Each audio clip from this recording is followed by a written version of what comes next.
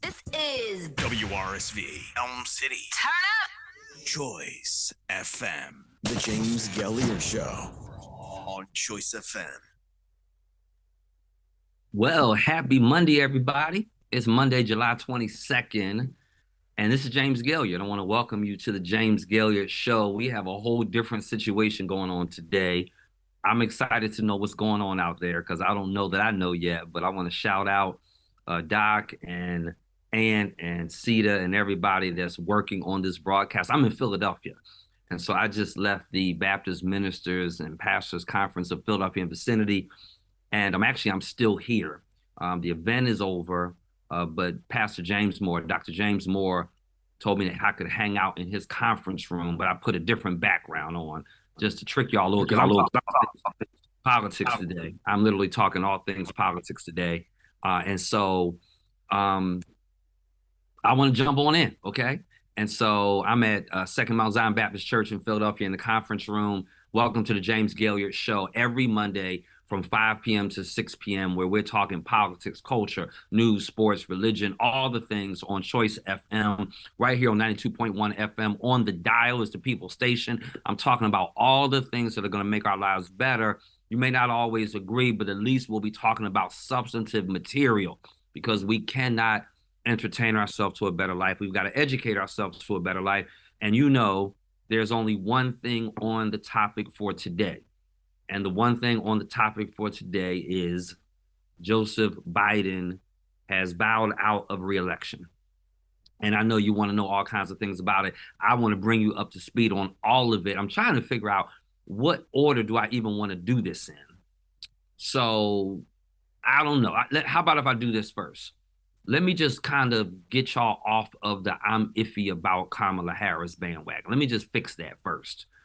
Then I'm going to tell you about everyone that is a likely scenario to be VP. I'm going to do that in today's show. So all the things. And so let's just jump in. As you know, the president decided not to seek re-election. I think this is an object lesson for us in how toxic not only politics has gotten, but how toxic American culture has gotten. This is a man with clear cognitive damage. And listen, you know, this weekend, I'm going to be doing something on dementia and Alzheimer's. And I'm not saying that's what he has. I'm just saying there's something cognitively going on. That happens so often with people his age and even people younger. And I think it's unfortunate when you step up to the plate to do something right for people, when you step up to the plate to really show proper leadership, that literally he's being dogged for it.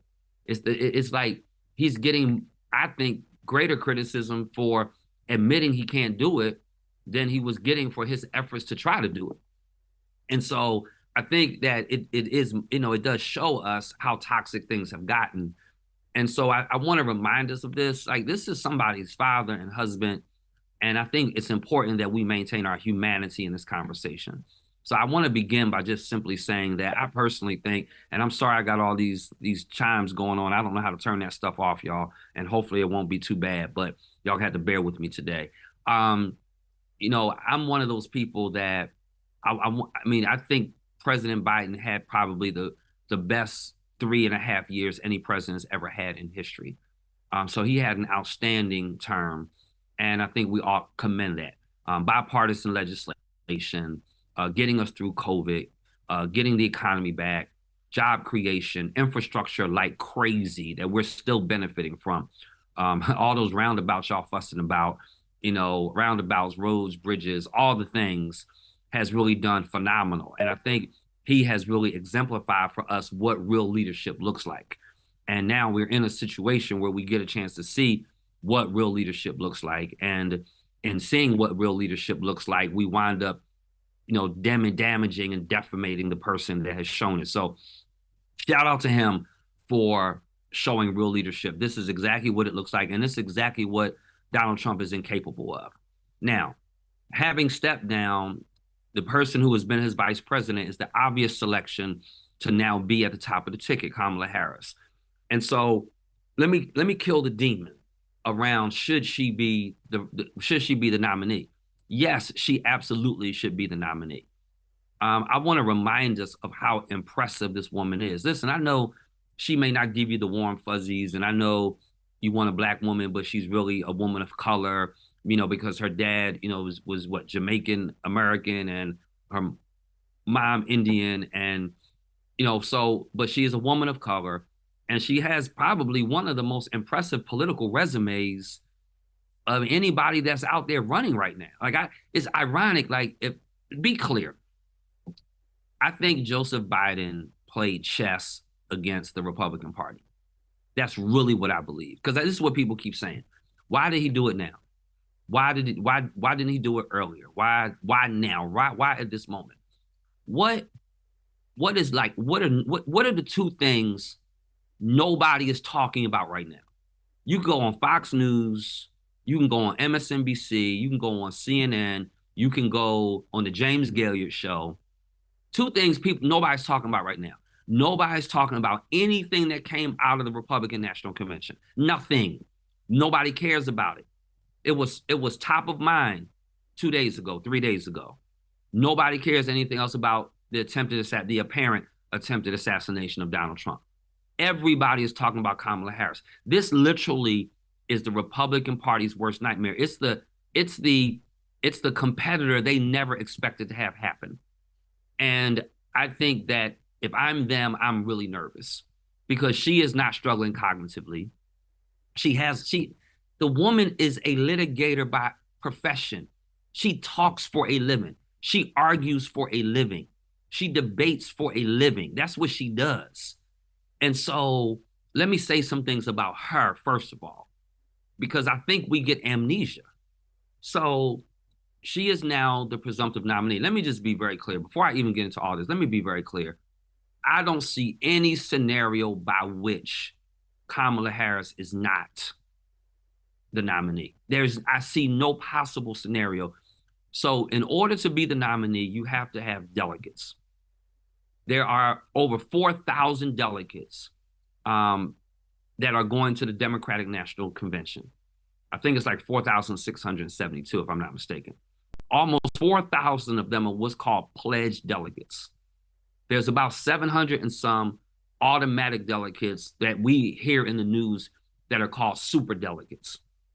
Now, in order to win the nomination, the presidential candidate has to receive the support from the majority of the pledged delegates. Now, I hope you're paying attention to the news, because North Carolina, South Carolina, Tennessee, they have already pledged all of their delegates to Kamala. So what happens is they vote in block. They vote in block because it's really their job to, in good conscience, this is exactly how their rules are written, that they have to, this is a quote, in all good conscience, reflect the sentiments of those who elected them. In all good conscience, reflect the sentiments of those who elected them. So when you have a primary that goes on, then, as you know, there was really no opposition for Biden-Harris. So there's no opposition, which means, say North Carolina as an example. That means those of us who voted, we're the ones who are electing people as delegates. We were clear that we want Biden-Harris. For those of us who are Democrats, we want Biden-Harris to be our nominee. So the job of the delegate then is to go back to the convention, or go to the convention and say, hey, we had a primary in North Carolina. We voted overwhelmingly for Biden-Harris. Because we voted overwhelmingly for Biden-Harris as a society, as Democrats, then we've got to follow up and do what's in the good conscience of those people who sent us. So since they want Biden-Harris, my delegate vote goes to Biden-Harris. That's their job. So they vote in block. So you don't get situations where someone's going to peel off here and someone's going to peel off there. Now, the sentiment was for a Biden-Harris ticket, right? With Biden at the top. But in all good conscience, when Biden said, I can't run now, I won't run, then when he nominated and said, I'm endorsing Kamala, he was saying to those delegates, listen, you said you wanted me in office. I'm not capable of running, but this is the person I do want to run. And I'm asking for those delegates to then be assigned directly to her the same way you would me and her. So you already have North Carolina, South Carolina, Tennessee 100% on board. This is going to be over with. I think it's going to be over with by the end of the week, personally. They only need a little bit more than half. They need 1,968 pledged delegates. So all that balloting happens in the first ballot at the convention. If somebody doesn't get half of those votes, then it goes to what's called the second ballot. When it goes to the second ballot, and I'm not an expert on this, y'all, so if I'm getting just little nuances of this wrong, charge it to my head and not to my heart. If nobody gets all the votes they need, then at that point, the super delegates get to vote. But generally speaking, super delegates used to vote on first ballot, but now that rule changed like in 2016. So they're only going to vote if there's a need for a second ballot. So once these pledged delegates get her over the finish line, everybody else is just a wash. And it's like, okay, she's our nominee. The biggest reason, I mean, that's one. Do you need more reason than that? But there used to be, notice what I said used to be. All this money is being raised. There was the presidential campaign entity was officially known as Biden for President. When I ran for office, it was CETJDG, Citizens to Elect James David Gailliard. All this money, you probably hear all this fundraising stuff. All this money came in, and it came under Biden for President. Listen to me. Paperwork has already been filed and already changed. The name of the organization is no longer Biden for President. It is Harris for President. And Kamala Harris is the authorized candidate. So not only is she going to have the delegates, she's going to have the money. She raised like $50 million overnight. Y'all, listen to me. Obama never did that. These are small donations, people that are giving to campaigns that have never given before. So she's a foregone conclusion. Let me say a few things and I'm going to follow you up at break time with your comments because I'm in a new setup and I just want to focus on my content, okay? But I'm going to pay attention. So go ahead and type in whatever you want to say to me, and I'm going to, at break time, I'll deal with it, okay? Let me deal with two sentiments. First sentiment I want to deal with is the sentiment around her qualifications. Let me go back. The first sentiment I want to deal with is the sentiment of the president President Biden should bow out now, like now. He should not finish out his term. Ridiculous comments. Don't be listeners of the James Gailliard Show saying that foolishness. Let me tell you why. Like, I pastor Word Tabernacle Church, right? I love my church.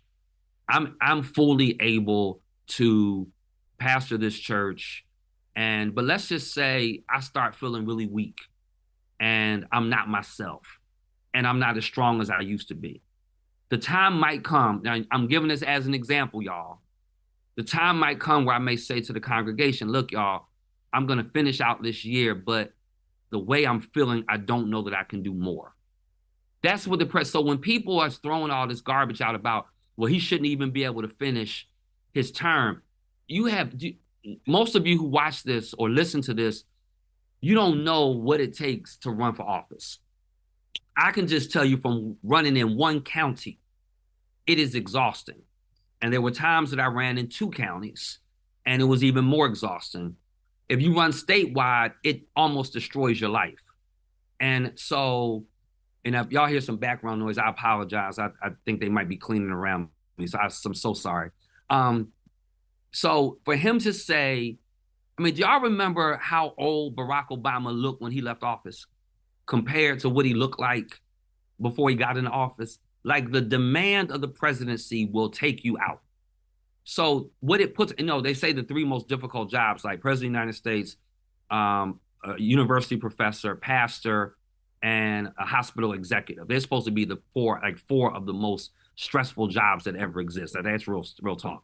Like, it makes you look significantly older. Like, I know I wear the weight and the heaviness of pastoring. So when people say he shouldn't finish out his term, what he was really saying is that, look, I can't do this. The demand that's going to be placed upon me to be able to do this, I just physically can't do it. So don't participate in with that garbage, that noise, that he should not be able to finish his term. He'll be fine finishing his term, but what's put upon you beyond that is so much more, okay? That's the first thing I want to get out. The second thing I want to get out is about Kamala Harris herself. Let me remind you, she may not be your shade of blue. She may not be your flavor. She may not be too hard or too soft. She might be whatever you don't like. But one thing you cannot say is that she's not qualified. You cannot say that. Let me remind you of something. She ran in 2020 for president. And everybody will say, well, she didn't do well. Nobody wanted her as president. But let me remind you of something. 29 people, if my math is right, 29 people also ran for Democratic nomination for president in 2020. I started going through the names of some of them. Tell me how much you hear in these names, other than I'm going to support Kamala. Senator Elizabeth Warren from Massachusetts. Senator Bernie Sanders. Former mayor of New York, Michael Bloomberg. Amy Klobuchar, U.S. Senator from Minnesota. Pete Buttigieg, who's now transportation secretary. He was mayor of South Bend, Indiana. Cory Booker, who's a U.S. Senator. Deval Patrick. Andrew Yang. Beto O'Rourke. 29 people. Of 29 people that run for president, 2 emerge out of the field. Joe Biden, Kamala Harris. So you have 29 people running in 2020. 2 emerge. The other 27 do not. And suddenly she not qualified? Come on, y'all. Let me just remind you of her pedigree. Both her parents have PhDs from the University of California. Her dad is pastor emeritus in economics, y'all, at Stanford. Her mother is a biomedical scientist, right? So let me just remind you of how outstanding of a candidate she is. So when people say, she's not qualified, she's an attorney. She has won election upon election. So she is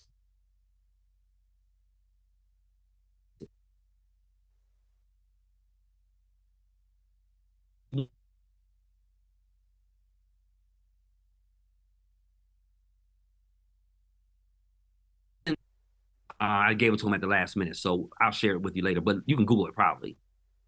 Google Lincoln Project Kamala Harris warrior, and that commercial is already out, by the way. And I really believe that part of the reason of the timing of this is so that the Republican Party could be silenced, so they could be knocked back off their heels. They have no answer right now for Kamala. So here's a woman who wins her election as district attorney in San Francisco.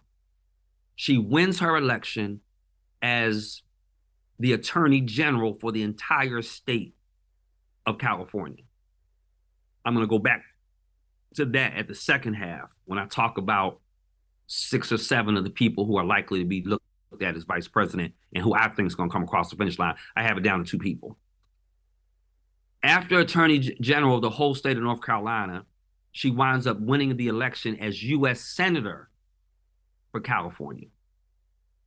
Then she runs for president and is chosen as vice president. So she has more political clout than Barack Obama had. She certainly had. So here's your so you have all of that.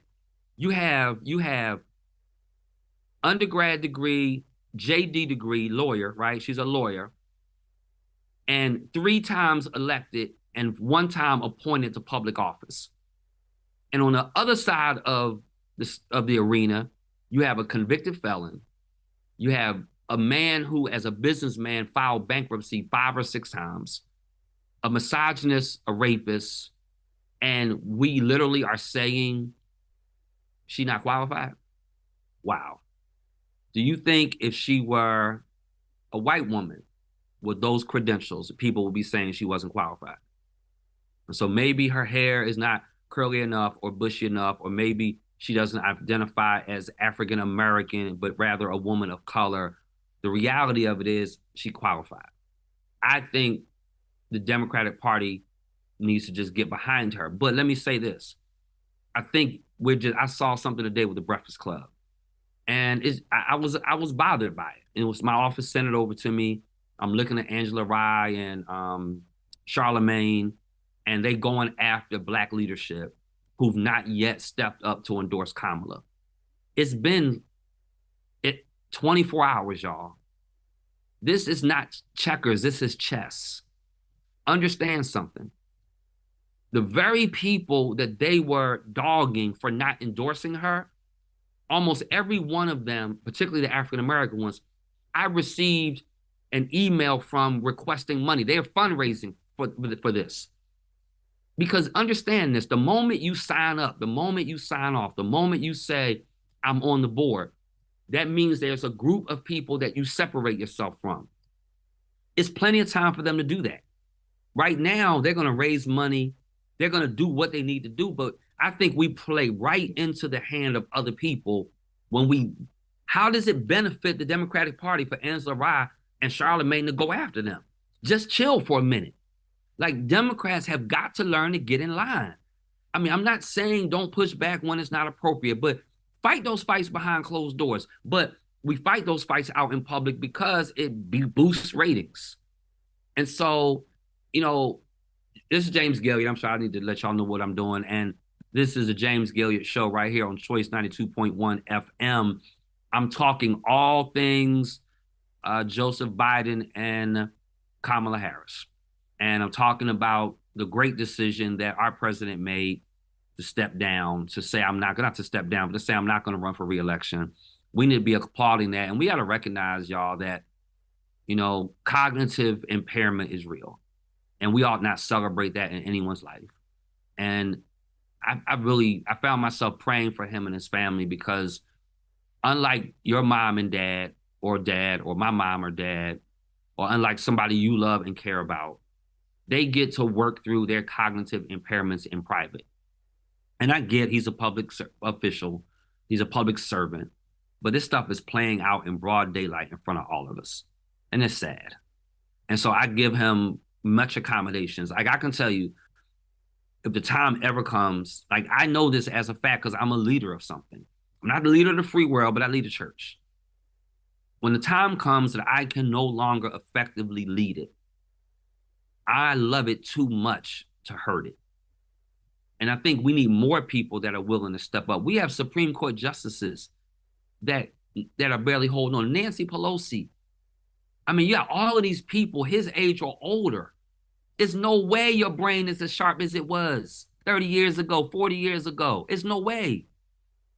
So the first part of the show, I just wanted to say, I think the president he hit a bullseye. I think he hit a home run with his timing. I think Dems need to get in line. I think he has shown us what real leadership looks like. I think he's shown us what it means to put America first. And I think we have a far better candidate in Kamala than we ever would have, I thought, and then we could have had in any other scenario. I think this is, let me tell you one reason I'm so excited. Two reasons. One reason I'm so excited is because there's excitement in the campaign. I mean, she's raised like $50 million in 24 hours. People are engaged again. They're excited again.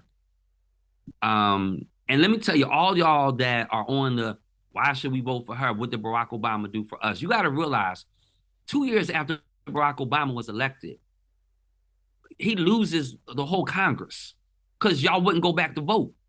So he loses congressional seats, he loses Senate seats, and then he wound up not having control.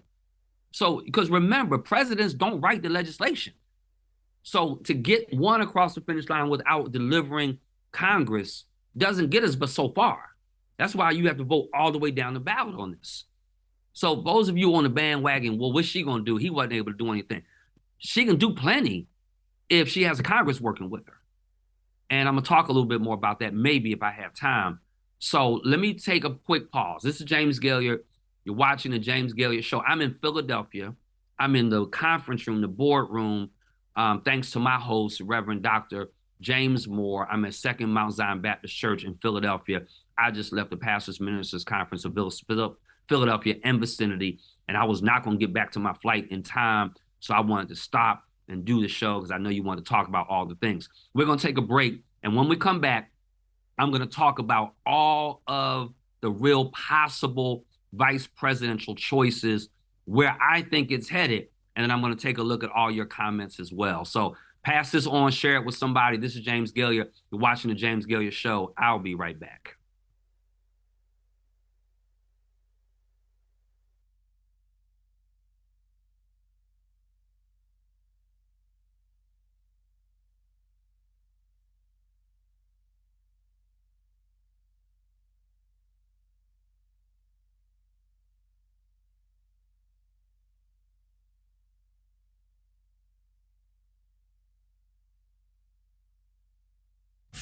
Go to safevotenc.org or ncblackalliance.com. Tune in to More Than That with Gia Peppers live this Saturday at 9 a.m. on Choice FM 92.1 or wherever you listen to podcasts. This episode of More Than That is brought to you by Buick, combining beauty and technology to deliver luxurious experiences. Buick, exceptional by design. The People Station, Choice FM 92.1, extremely cold, and I'm kicking it with Queen, Cousin Kira. Hey, how are you? I'm great, thank you. Thank you for coming in. We have listeners with great credit who still are looking for cars. They don't know what they want. What should they do, good credit or bad credit? They gotta call me first because the problem is dealerships are known for being dishonest. And when you need an honest answer before you sign a dotted line and you have that small print that nobody reads, you need to understand what this looks like. So any dealership anyone goes to, regardless of credit, they only have to sell you a car that is safe. It has to pass a safety inspection. The Carfax, the information that you get stuck with for the next, 6 years of a loan, they don't care, but actually do. So I want them to call me so we can give them the good answers, the good information. They make an educated decision and they get a fair deal. Cousin Kira, make sure you give us the number so everyone can reach you. Give us the website too. 919-275-5372, and that spells out Ask Kira. And then you can go to www.askcousinkira.com. AskCousinKira.com. Make sure you let them know the People Station sent you. The James Gailliard Show on Choice FM.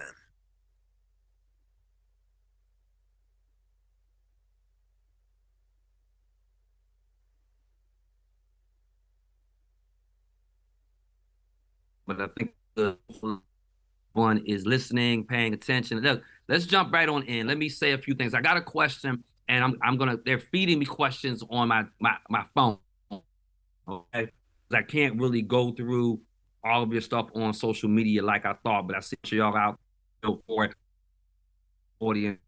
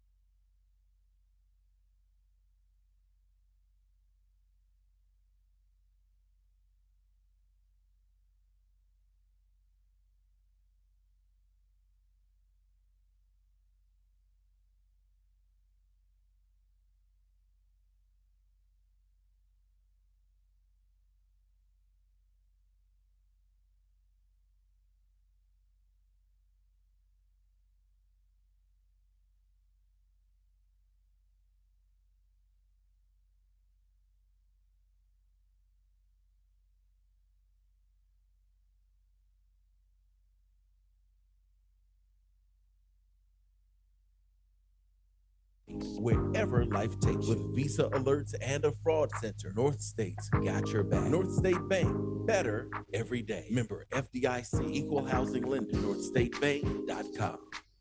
What's up, Avery? Hey, Lil Craig. You know that lady?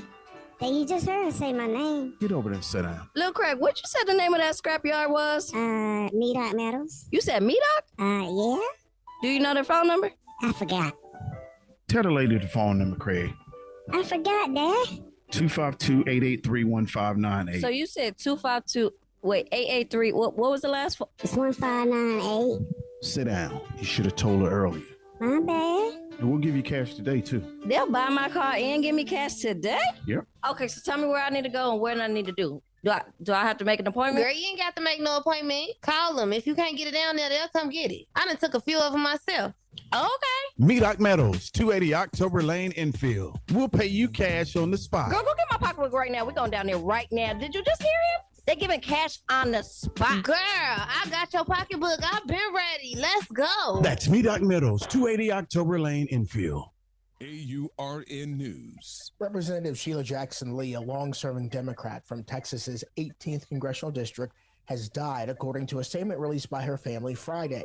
Jackson Lee, known for her passionate advocacy on the issues of racial justice, criminal justice reform, and human rights, served in Congress for over 30 years. In an interview with AURN News, her former Deputy Chief of Staff, Shoshana Thomas, described her as the conscience of the Congress. The Congresswoman represented her family and her country proudly. She finished the race, but most importantly, she maintained the faith in God. I'm grateful to her, her family, for sharing her with the world, for fighting the fight in Congress, and standing strong every moment to make sure women's rights were on the table, human rights were on the table, and there was a fair social and criminal justice system across the board, specifically for African-American people. For AURN News, I'm Jamie Jackson. The People Station, Choice FM 92.1, extremely cold, and I'm kicking it with Queen, Cousin Kira. Hey, how are you? I'm great, thank you. Thank you for coming in. We have listeners with great credit who still are looking for cars. They don't know what they want. What should they do, good credit or bad credit? They gotta call me first because the problem is dealerships are known for being dishonest. And when you need an honest answer before you sign a dotted line and you have that small print that nobody reads, you need to understand what this looks like. So any dealership anyone goes to, regardless of credit, they only have to sell you a car that is safe. It has to pass a safety inspection. The Carfax, the information that you get stuck with for the next, 6 years of a loan, they don't care, but I actually do. So I want them to call me so we can give them the good answers, the good information. They make an educated decision and they get a fair deal. Cousin Kira, make sure you give us the number so everyone can reach you. Give us the website too. 919-275-5372, and that spells out Ask Kira. And then you can go to www.askcousinkira.com. AskCousinKira.com. Make sure you let her know the People Station sent you. Tune in to More Than That with Gia Peppers live this Saturday at 9 a.m. on Choice FM 92.1 or wherever you listen to podcasts. This episode of More Than That is brought to you by Buick, combining beauty and technology to deliver luxurious experiences. Buick, exceptional by design. Watts Chapel Missionary Baptist Church with Reverend Dr. Harry L. White Jr. online at wattschapel.org and live this Sunday at 9:30 on Choice FM. Want to bank local and you need great digital services? North State Bank is the bank for you. Open a checking account at North State and you can access online banking, online bill pay, and more. Use mobile banking and mobile deposit when you're on the go. Put your debit card in your digital wallet and travel light wherever life takes you. With Visa alerts and a fraud center, North State's got your back. North State Bank, better every day. Member FDIC, Equal Housing Lender, NorthStateBank.com.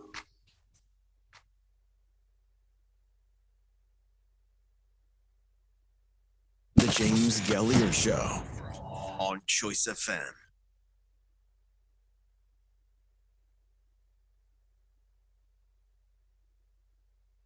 All right, everybody. Listen, that was wild. My whole computer just died. I guess y'all can hear me. I'm literally holding up my cell phone because it's that important that I get this information out to you. So somebody will let me know if y'all are really out there still. I'm going to go ahead and jump into the second part here. So I had a question. Somebody said sounds good. So we're good. So I'm going to find questions real quick. I had one question around what's my thought around, first question was, you've heard it saying that many Black men don't want to support her. What are your thoughts? I don't agree with that. I literally just received, while I was on break, I literally just received an invitation to an event. I'm trying to find out where it is real quick. I'll share it later on. But I literally just got an invitation to Black Men for Harris. Black Men for Harris is going to be tonight at 8 p.m. And it's co-hosted by Honorable Michael Blake, Honorable Bakari Sellers, you know, he's a Morehouse guy, Khalil Thompson, and Quentin James. And it is, listen, here's the website, winwithblackmen.org, winwithblackmen.org. So I'm sharing that simply to say there are a lot of narratives being spun that are just simply not true. And I want us to like dig deep and kind of think through some of the dynamics and some of the things that we're dealing with. The other question I got was, how do you think the electoral college is going to pan out? That's a great question. And I'm going to tell you what I think. I think suddenly North Carolina is going to be in play. I mean, I think she's going to get over the finish line. I really believe this. I think she's going to be a far more formidable candidate than I think many people realize, and certainly more than the Trump campaign had thought. So let me walk through some things. Man, I got so much stuff I want to share with y'all. But let me at least talk about and you probably have heard some of this, but I may have a little bit of different perspective for some of you. And so the first of all, shout out to them, because the bench is deeper than I realized on a national level. When you start looking at some legitimate U.S. governors, you start looking at the governors, and you start looking at U.S. senators, we have some real options. Let me give you the list I believe is going to hit. And let me tell you the two people I think is going to cross the finish line. The first name you hear about all the time is the governor of Pennsylvania. I'm in Pennsylvania right now. Josh Shapiro. His name is Josh as well, just like our candidate, Josh Stein. Josh Shapiro, he just got elected last year, 2023. Very popular. Just the normal path for this is through the Attorney General's office. So he was the Attorney General 2017 to 2022, 6 years. And then he became governor. So he was Attorney General. He worked all the way up through. So he was a county commissioner. Like, he did it the right way. He went from county commissioner to state rep to Attorney General to governor. You need to win Pennsylvania, but he doesn't need to be on the ballot for them to win Pennsylvania. And so, Pennsylvania is a swing state. They're going to have to hold it in order to win the White House. But I think he's going to hold it for them without being on the ballot. Here's the other thing. He just got elected governor. And even though he is popular, I know he wants, because I've heard him say point blank, I want to be president one day. Well, let me tell you, the path to the presidency is not generally through the vice presidency. And we all know from Kamala's ratings that oftentimes the ratings of vice presidents are really low.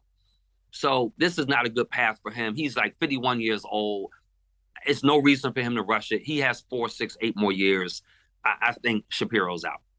Second person you hear about is Senator Kelly. I think Kelly is a legitimate option. And I'm gonna go, maybe I should say him for the end, but he's Senator Arizona. He's married to Gabby Gifford, who was the U.S. congressional representative that was shot. This guy is like real deal dude. He worked for NASA. He's an astronaut before he was a senator. He was a Navy combat pilot. He is in John McCain's former seat. So no Democrat had been in that seat in Arizona since 1962. I think he is a viable. Senator Kelly, I think, is a viable candidate. I really think he's a viable candidate. I think the other thing about him that I really like is that because he has leadership, because he's a senator in Arizona, that means he's on a border state. And, there's a lot of conversation about immigration. So Senator Kelly from Arizona is on my short list. Okay. I think he brings a lot to the table. Gretchen Whitmer, she's governor in Michigan. She served in the state house in Michigan. She's a rock star. She really is. Let's just be honest.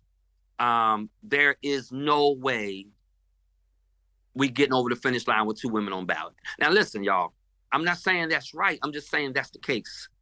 Remember, the objective here is to win. The objective here is not to get everybody feeling all fuzzy and warm. The objective is to win elections. It's no way that I'm getting notes, I'm trying to read as I'm going. There's no way that we're going to win with Harris Whitmer. So she's out as far as I'm concerned. I like her. She's done good stuff. Kentucky Governor Andy Beshear. He's like political royalty. He's kind of like what Josh Stein is for us. That's assuming Josh Stein winds up. Or Governor Hunt, because his daughter's now running for lieutenant governor. What I mean by that is that Rachel Hunt. This is like a Jim Hunt kind of scenario, probably more so than our Josh Stein scenario. But Andy Beshear, like his daddy was governor. So he went up through the ranks too. He was state's attorney general.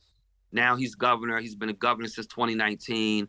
It's a really interesting place because Kentucky is, kind of red, and he's able to win, and he's won well in a red state.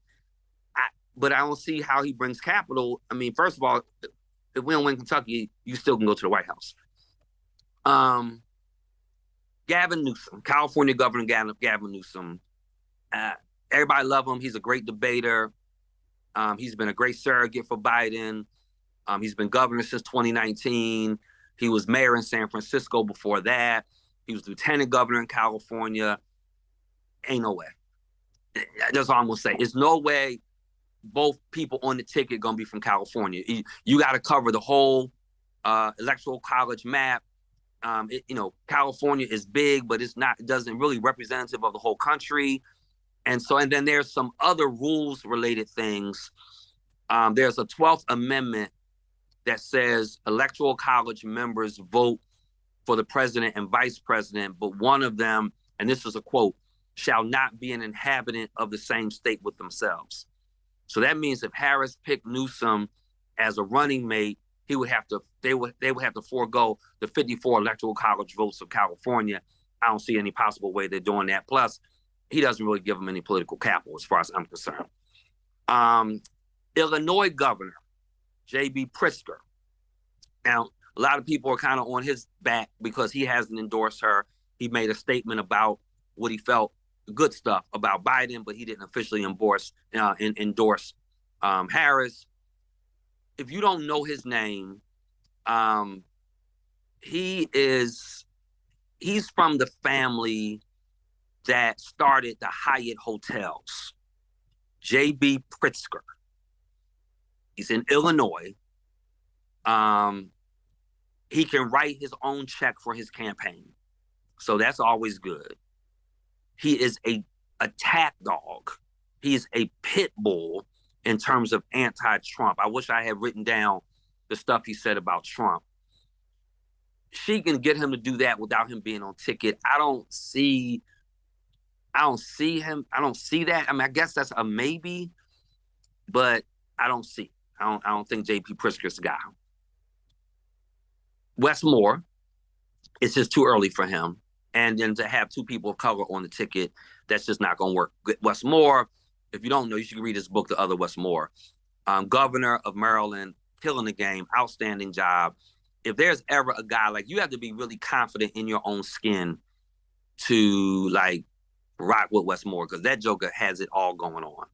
He's first black governor of Maryland. He has a future in politics. He's still young. He's like in his mid-40s.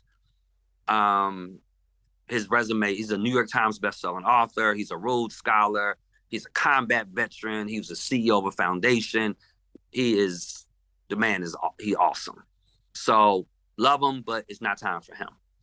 Secretary of Transportation Pete Buttigieg. He has formally endorsed Harris. He used to be mayor of South Bend, Indiana. But again, he was the first openly gay person that was put into a presidential cabinet.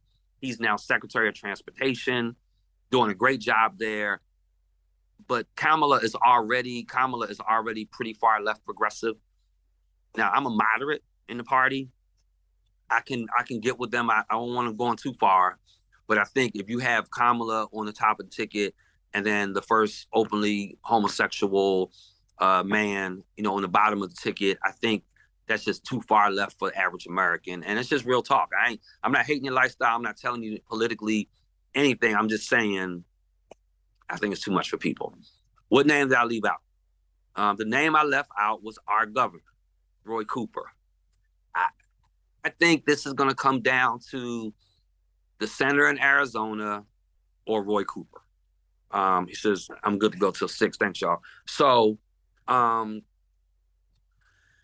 couple things about Governor Roy Cooper. I mean, first of all, I don't think he's ever lost a political race. So he started in the state house. He went to the state senate. He went to the attorney general's office. I think he was in the attorney general's office for like 16 years or something crazy. And so 16 years as attorney general, state senate, state house. I mean, you got Jim Clyburn. Jim Clyburn, I'm going to quote. This is what Jim Clyburn told Politico about him. He's a guy that I would keep my eyes on if I were you guys in the media. So I think, and this is the thing I know about Roy Cooper, he has never stopped raising money. Like, I get fundraising emails from him like weekly, probably a couple times a week. So he's still raising money. Now, let me tell you about how these political connections work. I told you Kamala Harris was, and then I'm going to try to find your questions and take them. If y'all can put them in a place in my text messages, I can get them. That'd be great. If I told you how these let me tell you how these political connections work. Kamala Harris was Attorney General in California. She was Attorney General in California when Roy Cooper was Attorney General for North Carolina. So they worked together amongst attorney generals in that association of attorney generals as Democratic attorney generals. As a result of that, they built some good friendships. If you notice, she's in North Carolina a lot. I think it is entirely possible that Roy Cooper is selected as the vice presidential candidate. If it's not Roy Cooper, then I think it's Senator Kelly. I think one of those two, in my opinion, is where this thing is going to end up. I think either one is a good ticket. I mean, Kelly's a little bit younger than Cooper, but so that does give me a little pause because J.D. Vance is like 39, 40 years old. So that's that millennial group that we don't do a great job of, or they wouldn't have represented really on the ticket. And that might hurt a little bit. But I think Senator Kelly rather, would do a better job of debating J.D. Vance than Roy Cooper would. But Roy Cooper he's a shrewd practitioner. He's a shrewd person. And I think it will be a great ticket. It would certainly be great for us in North Carolina. And so I sent the governor a text today, told him I was praying for him, because every time, and I sent the same thing to his chief of staff, because every time I'm looking at the news, his face is popping up. So that's where I think this thing is going to land in terms of the vice presidential selection. Now, let me take us back for a minute and talk a little bit about what's going to happen as we move forward over these next couple of weeks and kind of what this process looks like. So I already mentioned to you that the official entity for the presidential campaign, the money is already with Kamala, plus she's doing a great job of raising her own money. The question is, could it be an open convention? It could be, but I just don't see any scenario by which we should do that. An open scenario is a situation where the nomination is not secured prior to the convention. Now, keep in mind, they've been talking about doing a virtual convention, which I think is smart, to go ahead and get the nomination done before they even get to the convention. But let's say for some strange reason, I don't think they have that much time to wait. So I think they have to get it done now and get it done virtually before. That's why these state parties are coming out saying we give all of our delegates to Kamala Harris.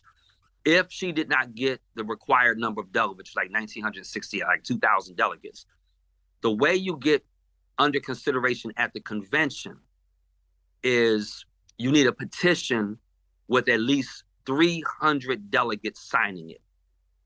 And it can only be up to 50 delegates from a state.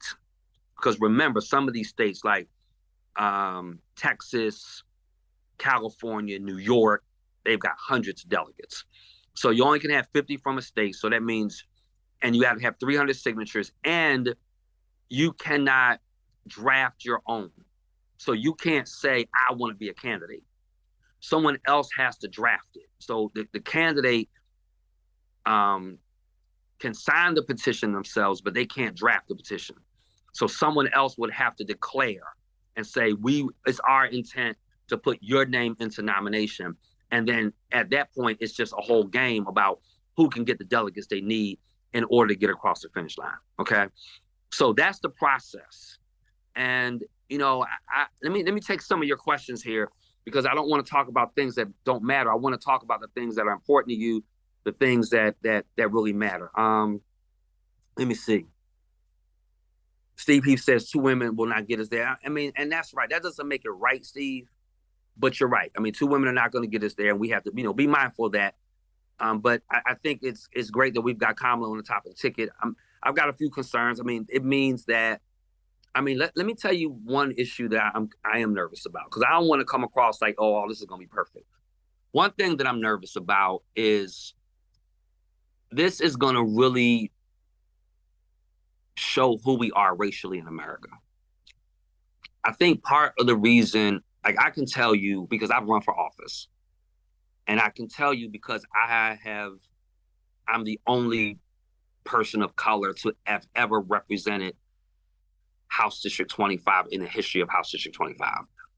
And I can tell you that there were scenarios by which independents especially, and moderate Republicans, and even some Democrats who were white, did not vote for me because I was a Black candidate. They aligned with me perfectly politically in terms of my positions, but they couldn't quite get over the finish line to vote for me. We have to remember that we don't live in a post-racist America. Despite what our lieutenant governor says, despite what, U.S. Senator Tim Scott says, we still have regular evidences every day that we still have racism in America. I think we were able to get, Black people got excited. That helped a lot.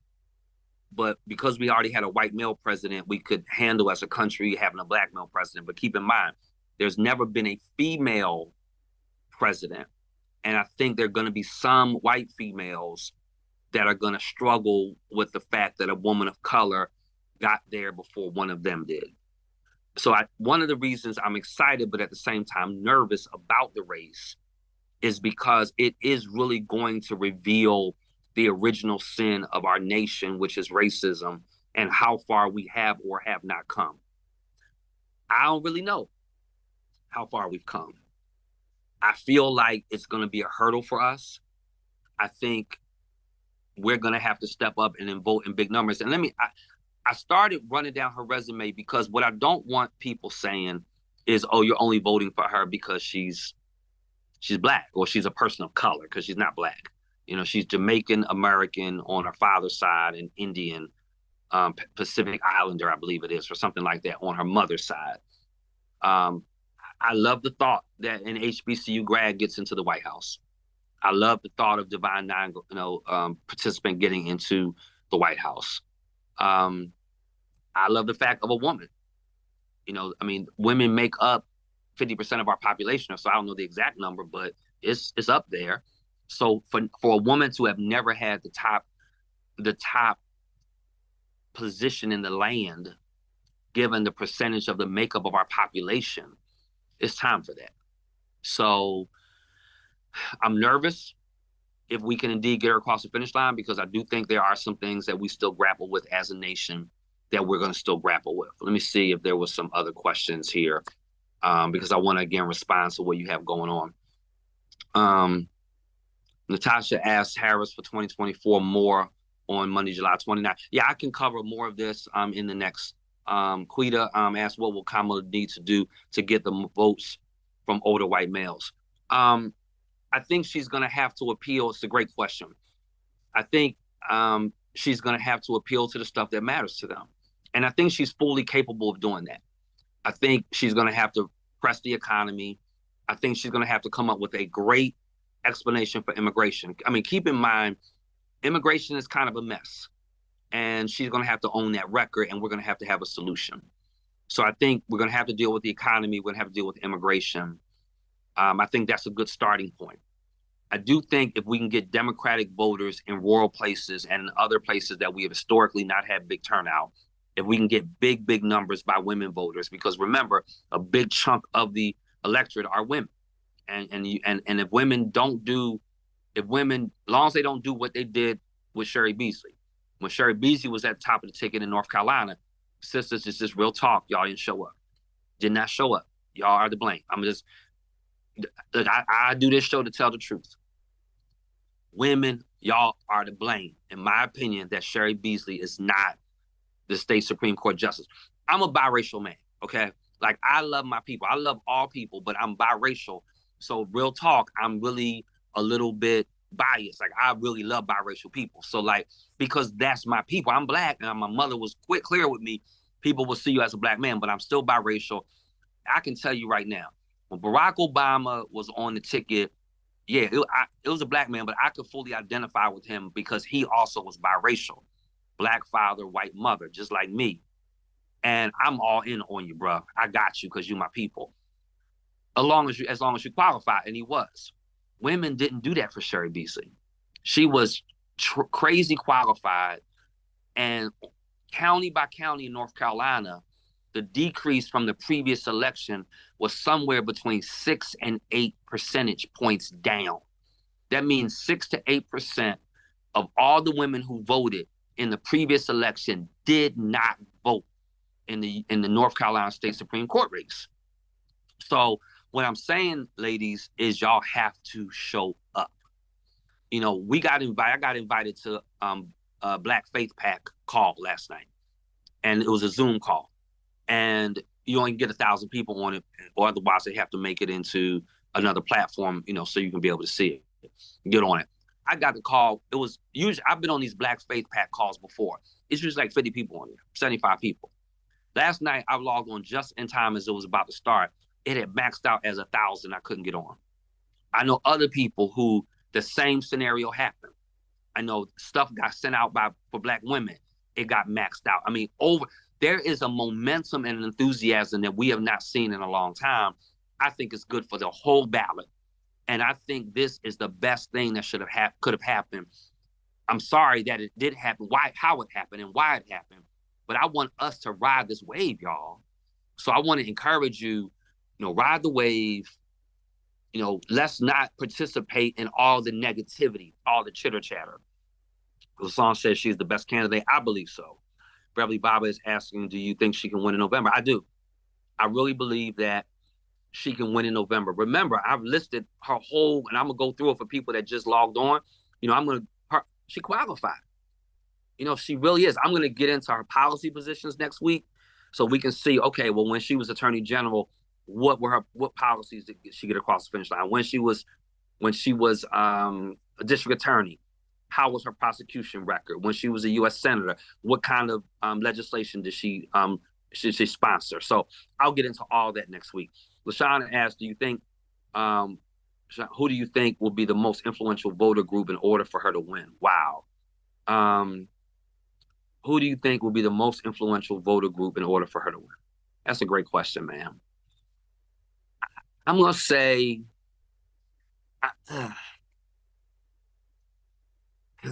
my initial response was Black voters, 18 to 35-year-old Black voters, because typically they don't turn out. The problem is we still are only, 14, 15% of the population. So even if they do turn out, and I think we have to turn out. So I think that's the first, 18 to 35-year-old African Americans, I think is number one. I think secondly, I'm going with women. And y'all know, look, I am a whole life Democrat, okay?